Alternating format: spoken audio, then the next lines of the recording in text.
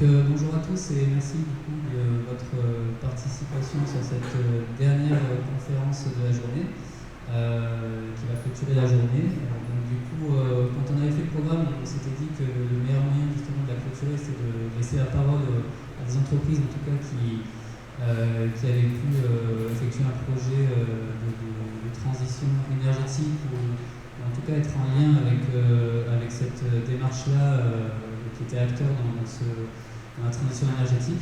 Donc déjà, merci à mes trois intervenants pour leur participation.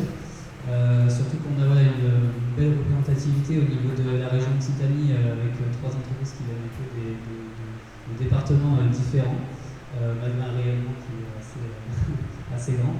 Donc voilà, du coup, un petit focus déjà sur nos intervenants. Donc Maëlle Couvreux, directrice financière de GA Smart Building.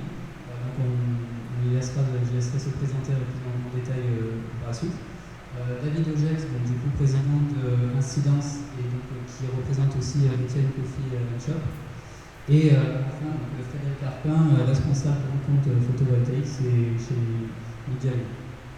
Donc voilà, du coup je laisse la parole à Maëlle. Ça marche. Bonjour, bonsoir à tous, bonjour à tous. Merci d'être restés. En tout cas, ça va être assez intimiste, mais ça va être chouette de partager en tout cas ce qu'on a pu faire sur la transition écologique chez GS Marketing et aussi comment est-ce qu'on a réussi à trouver des financements pour nous aider à réaliser notre transition écologique, même si vous allez voir l'écologie et la RSE, ça fait vraiment partie de l'ADN du groupe.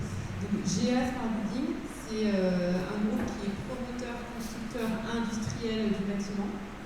C'est un groupe qui est basé à Toulouse, qui a plus de 100 ans, qui regroupe 800 collaborateurs.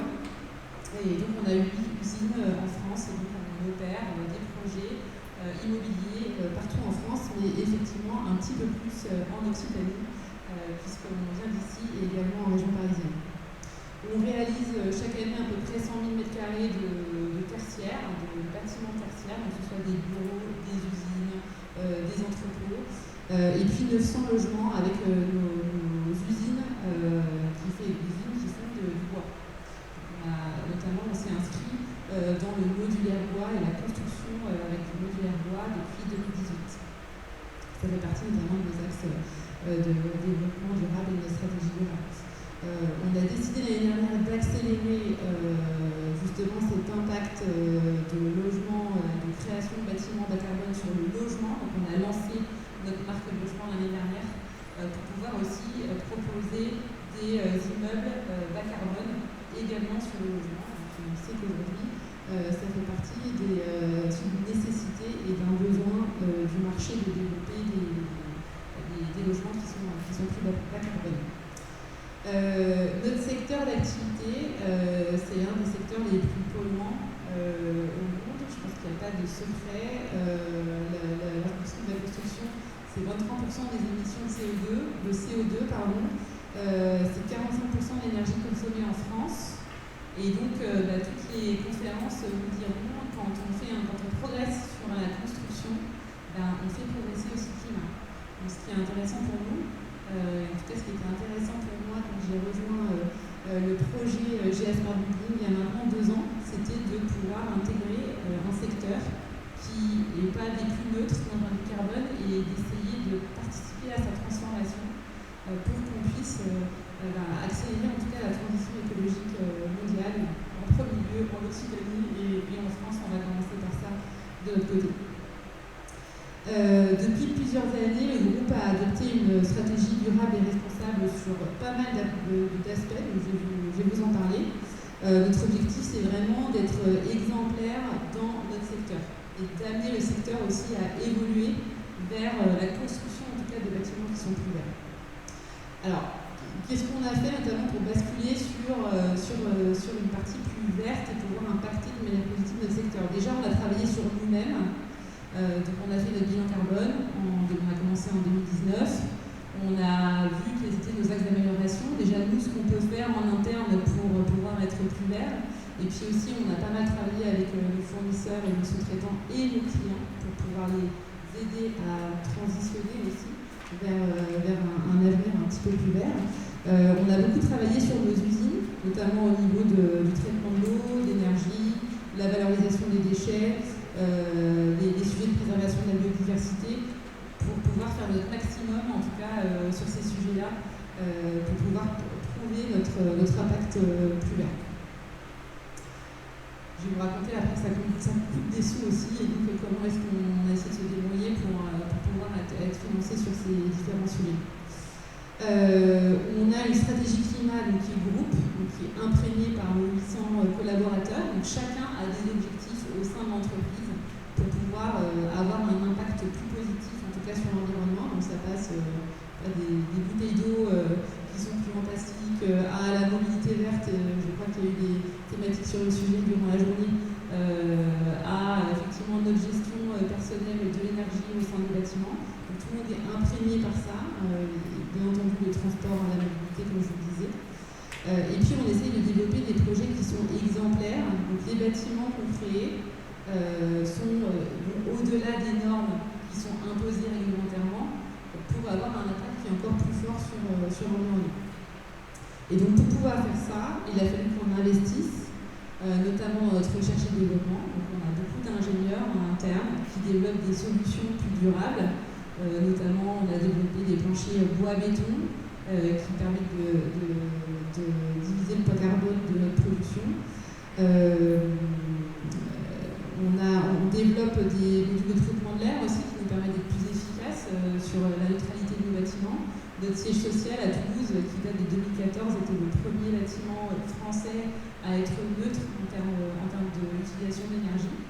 Et donc ça, on essaye aussi de le développer dans l'intégralité de nos bâtiments pour pouvoir, en tout cas, essayer d'aligner un maximum nos clients sur cette démarche. Donc je vous disais, ça c'est chouette, ça fait partie de notre projet, un projet de développement qui a commencé il y a plusieurs années et qui continue. Ça coûte de l'argent, ça coûte beaucoup d'investissement, et donc, bien entendu, on a fait appel à des financeurs pour pouvoir nous faire accompagner sur le sujet. Donc ça passe effectivement par des aides de subventions, notamment avec l'ADEME, que vous avez dû rencontrer aujourd'hui. Ça passe aussi par postuler à de manière assez pratique. Je vous donne un peu des éléments pratiques sur ce qu'on a fait, en espérant que ça puisse être utile. On a bien sûr postulé à des appels à manifestation de France 2030 pour pouvoir nous accompagner aussi sur le développement des investissements. Alors, ça veut bien entendu, les subventions, c'est bien, ça aide un petit peu, ça ne remplace pas l'investissement initial de l'entreprise. Ça va aider sur 20-30% d'investissement, donc il faut quand même avoir une capacité à pouvoir faire et investir pour pouvoir développer ces solutions. Bien entendu, on a fait appel à des banquiers sur des prêts verts. Je pense qu'il y a un certain nombre de banques maintenant qui les proposent, donc des prêts à taux plus préférentiels, parce que l'investissement derrière qui est fait, c'est un investissement qui est validé RSE, en tout cas qui va dans le sens du climat. Et puis j'ai réfléchi à d'autres solutions aussi qu'on a pu avoir. C'est le crédit impôt recherche. Je pense que vous utilisez aussi si vous êtes entrepreneur et que vous faites des développements spécifiques innovants et qui peuvent être accompagnés aussi par l'État. Donc ça, c'est plus pour la partie financement, ce qu'on a été chercher et ce qu'on a réussi à trouver auprès des financeurs et des banquiers d'une manière générale. Par ailleurs, on s'est beaucoup intéressé à la taxonomie européenne, et notamment dans le secteur du bâtiment. Il y a plusieurs critères qu'il va falloir respecter dans l'avenir et qui vont faire que les projets que l'on construit sont verts ou ne le sont pas. Et donc, dans notre industrie, on a 6 critères à regarder spécifiquement.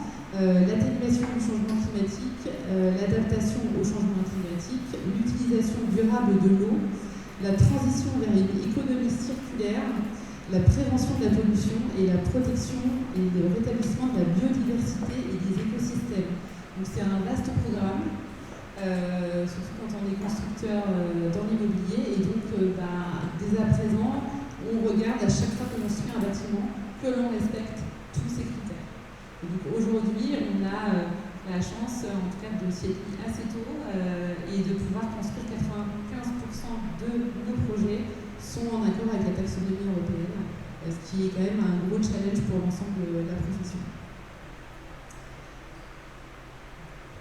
C'est bon, t'as fait le tour? Ouais, après à vous de me dire en tout cas si Alors, je fais, de toute façon, s'il y a des réactions pour merci beaucoup en tout cas pour ton témoignage, Noël. Donc on va prendre maintenant la direction de Bessan, du coup, et passer dans le bâtiment au café avec David. Enfin, un retour d'expérience.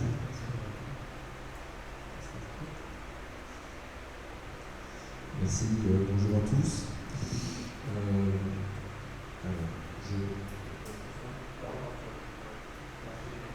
Voilà, donc là, il s'agit pour moi aujourd'hui de vous partager une expérience très concrète, parce qu'on parle souvent d'engagement RSE, de lutte contre le changement climatique, mais quand on aborde la question à travers les énergies renouvelables, aujourd'hui les énergies renouvelables ne sont plus qu'un moyen de contribuer à des efforts globaux plus généraux de lutte contre le dérèglement climatique.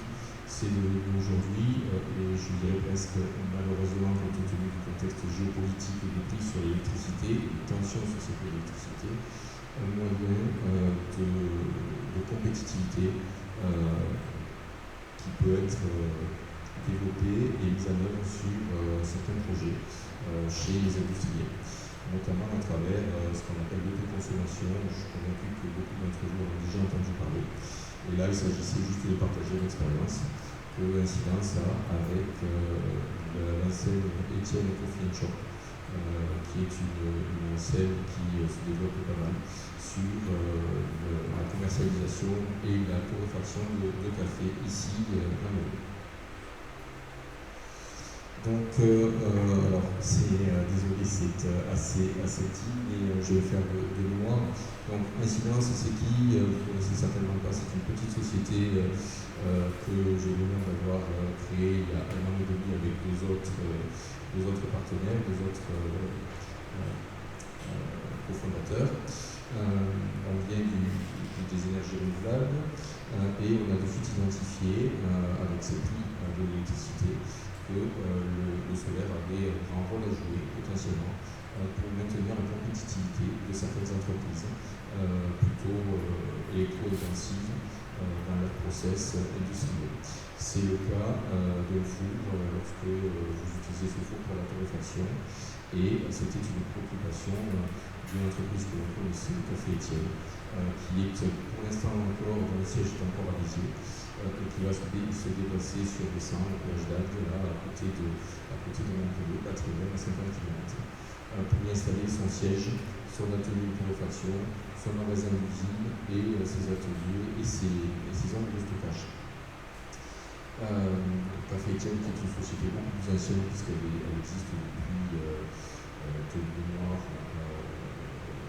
1907, et elle a été reprise et développée par deux entrepreneurs révoltés tout récemment, une dizaine d'années.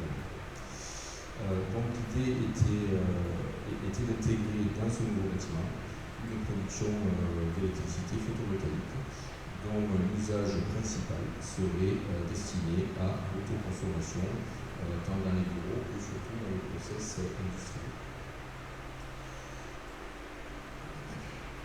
Vous avez le vu là du bâtiment. Alors pour bien comprendre comment ça fonctionne, donc là c'est pareil, c'est un petit peu éloigné. Les supports où est-ce qu'on envoie en tout cas. D'accord. En fait, l'autoconsommation c'est pas magique, malgré tout. Le soleil est forcément brille à midi et pas beaucoup à minuit. Donc l'autoconsommation va délivrer, le panneau solaire va délivrer de l'électricité en journée. Et le soleil est plus longtemps le dimanche que le lundi. Donc lorsque l'usine est arrêtée, lorsque certaines consommations sur le site sont arrêtées, le panneau, lui, il produit encore.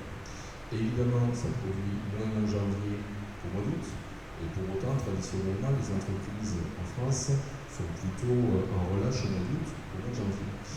Tout ça pour vous dire qu'en fait, un projet d'autoconsommation réussi, c'est un projet qui va correctement marier la courbe de consommation de l'industriel avec la courbe de production.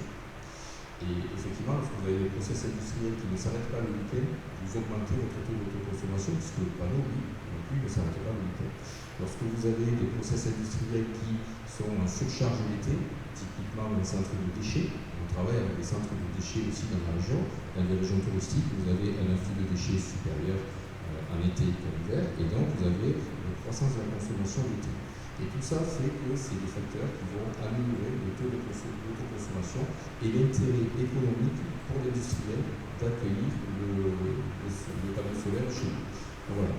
Tout ça pour dire qu'ici, ça fonctionne plutôt pas trop mal sur les superficies considérées et avec le process industriel de Café Étienne qui, au passage, est en train de réfléchir pour adapter son process industriel et pour coller un peu plus et un peu mieux à la production solaire statistique, de manière à accroître son taux d'autoconsommation.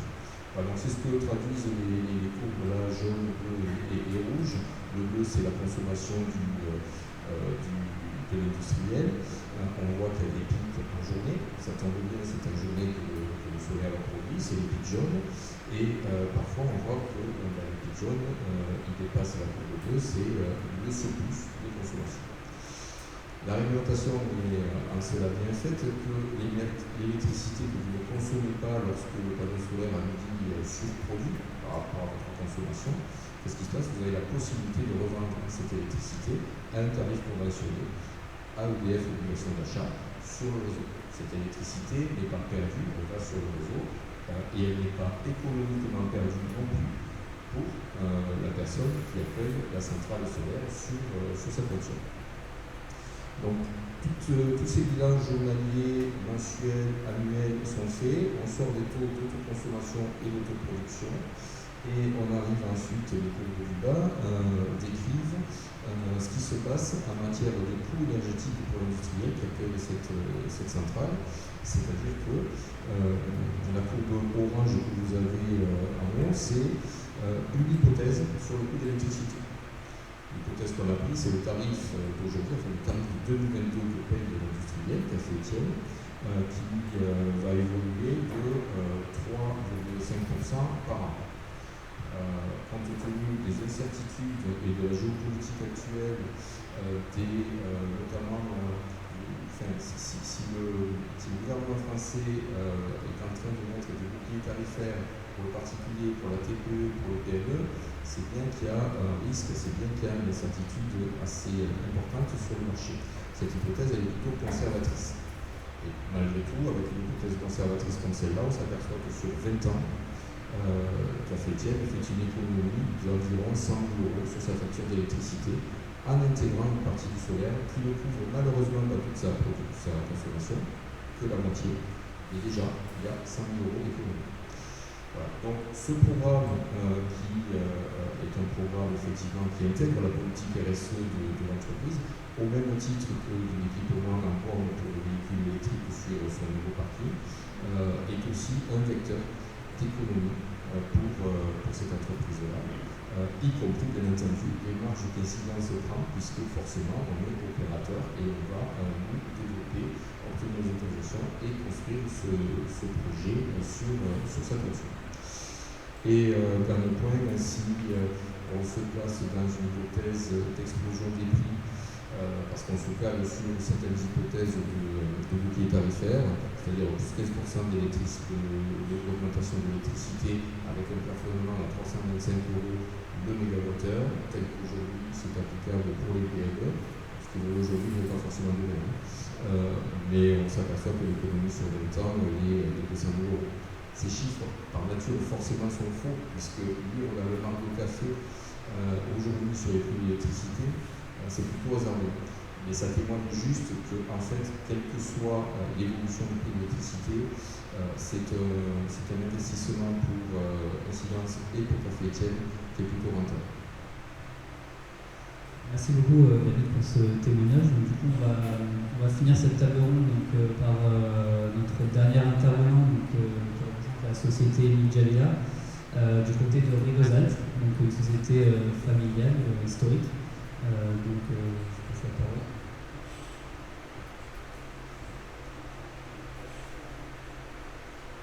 Donc, bonjour à tous. On va se positionner. Donc je me présente, Frédéric Arpin, je suis le responsable de rencontre photovoltaïque de l'entreprise Ingenia. Je suis aussi président de la filiale Telco Automation qui est spécialisée dans les produits de motorisation pour sport, vélo roulant, pergola. Donc le but de ma présence aujourd'hui sur cette table ronde, c'est d'abord de vous présenter Ingenia, qui est une entreprise d'Occitanie, et vous parler de nos choix pour accompagner la transition énergétique sur le marché européen du photovoltaïque à usage résidentiel. Il faut savoir que Ingenia est l'un des plus gros fabricants de Storban et de pergola bioclimatiques en Europe. On a eu un CA de 2022 d'environ 130 millions d'euros en consolidé. Donc pour commencer, je vais vous présenter, faire un rapide historique de l'entreprise qui a démarré il y a maintenant 53 ans à Perpignan. En 1970, M. Raymond Ingenia fonde l'entreprise éponyme spécialisée dans l'assemblage et la pose de Storban pour les particuliers. Ne trouvant pas de produit qui lui convenait, de solution qui lui convenait, il décide de devenir concepteur. Le succès grandissant, il s'installe en 1977 à Rivesaltes, en 1973 à Rivesaltes, et fonde à partir de 1977 la première fonderie aluminium, dont sortiront les premières pièces qui seront distribuées à travers le monde. Donc à partir de là, des nouvelles unités se sont construites, se sont ouvertes en fonction des opportunités et des besoins. Alors là, on ne voit pas grand-chose, mais bon, rapidement, milieu des années 80, ouverture d'unités de fonderie en Espagne, Portugal. Pourquoi? Parce qu'à l'époque, il y avait des barrières douanières et pour intégrer ces marchés, il était nécessaire de s'implanter sur ces territoires. Dans la foulée, il y a eu l'ouverture du Canada, un peu plus tard la Floride, la Guadeloupe, l'Italie, le Chili. Donc on a aujourd'hui une bonne vingtaine d'implantations à travers le monde et à peu près 750 collaborateurs. Une des dates importantes de l'entreprise, c'est 1994 avec l'ouverture d'une usine d'extrusion aluminium dans les Hautes-Pyrénées. Donc là aussi en Occitanie, à côté de Lourdes, où nous extrudons nos profils aluminium. Donc voilà rapidement notre implantation. Vous avez sur différents points bleus en Europe et orange à travers le monde. Donc on a un savoir-faire assez large qui va de la conception à la fabrication de pièces et à la livraison. C'est-à-dire qu'on dessine nos pièces, on les conçoit, on les dessine, on fabrique les outillages pour les fabriquer, on fabrique nos pièces en fonderie, nos profilés en extrusion aluminium, on fait de l'injection plastique, on fait de l'injection Zamac, qui est un alliage d'aluminium et de zinc, différentes opérations de mécanisation pour fabriquer des produits complets. Et nous avons même maintenant intégré une société de transport pour gérer nos livraisons. Donc on a un savoir-faire assez large qui s'est développé sur ces 53 années d'existence. Et aujourd'hui, si on prend l'exemple du pergola photovoltaïque, elle est maîtrisée à plus de 99% en interne. Alors la transition vers le photovoltaïque, c'est d'abord le fruit d'un besoin, d'une nécessité. De par notre activité principale qui est la protection solaire, nous avions des usines qui avaient des charges assez saisonnières.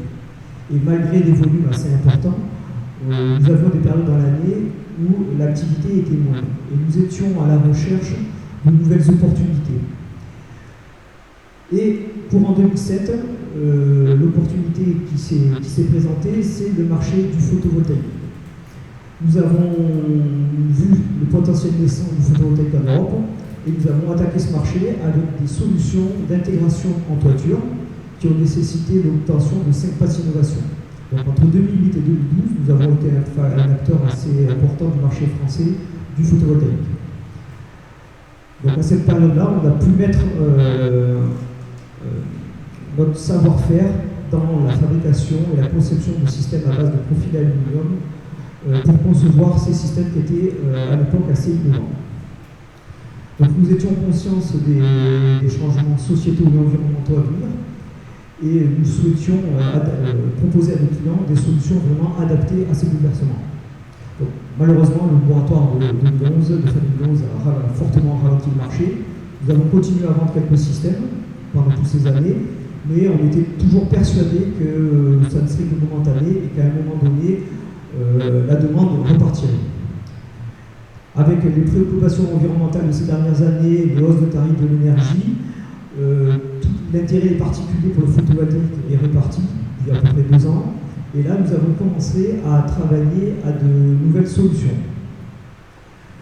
Donc, dans l'idée de proposer des solutions à la fois esthétiques, double fonction, et qui ne touchent pas à l'intégrité du bâti, nous avons développé une nouvelle gamme, un nouveau catalogue qui va du haut vent, de la marquise qui vient protéger votre ouverture de maison, votre baie vitrée, vos fenêtres, au carport, en passant par la pergola photovoltaïque.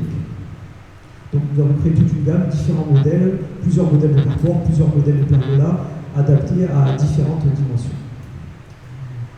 Donc, ce qui est intéressant sur toutes ces solutions, c'est qu'elles sont fabriquées en aluminium, donc un matériau durable et recyclable. Tous les profilés constituant ces systèmes sont fabriqués donc, dans les Hautes-Pyrénées et les kits sont à ce jour assemblés à Rivesaltes. Donc voilà un petit peu une coupe des systèmes constitués donc, de profilés en aluminium. Au niveau des investissements, c'est un investissement quand même assez lourd. On a dû investir plus de 700 000 € sur le temps passé en études, la fabrication des outillages, la partie marketing, etc. Aujourd'hui, c'est des produits qu'on a mis sur le marché il y a quelques mois, donc le chiffre d'affaires est encore relativement faible, mais on a déjà plus d'1 million d'euros de devis en cours. Donc c'est des solutions qui sont très bien accueillies sur le marché. Tel point qu'on a décidé d'avoir un responsable commercial et une ADV dédiée à ce marché-là, afin d'offrir le meilleur service possible à nos clients. Donc les premières retombées, on les a eues suite au salon Vénère de Montpellier au mois de décembre. On a eu un accueil très prometteur. Donc nous avons décidé de travailler fortement sur ce secteur-là, d'un point de vue commercial, et les premiers référencements régionaux et nationaux commencent à arriver. C'est assez prometteur et dans les mois à venir, je pense que nous en tirerons le fruit. Donc les développements futurs concernant le photovoltaïque, aujourd'hui nous avons une gamme qui est quand même très centrée sur la maison individuelle, le particulier. Et maintenant nous allons travailler sur des systèmes un peu plus grands, en particulier au niveau des parkings, des carports, avoir des systèmes 100% aluminium, plutôt adaptés au marché hôtelier et tertiaire. Mais dans tout ça, il y a l'aspect aussi RSE, comme parlaient les intervenants précédents. Nous avons dans l'idée, nous avons lancé le mois dernier des unités de recyclage d'aluminium. Donc toutes nos usines qui utilisent de l'aluminium, à la fois en fonderie et en profil aluminium, recueillent leurs déchets, les déchets de coupe, immédiatement, et nous sommes dans la capacité de les refondre immédiatement et de les réutiliser, afin d'optimiser notre bilan CO2. En conclusion, voilà, en plus de 50 années d'existence, l'entreprise Lugevilla a développé un savoir-faire important dans la transformation de l'aluminium et l'utilisation de l'aluminium, et qui nous permet aujourd'hui d'être présent sur un secteur d'avenir et être, on l'espère, un acteur important de la transition énergétique en France et en Europe. Voilà. Merci beaucoup à tous les trois pour ces témoignages très intéressants et très diversifiés. Du coup, on vous écoute maintenant s'il y a des réactions, des questions pour nos intervenants.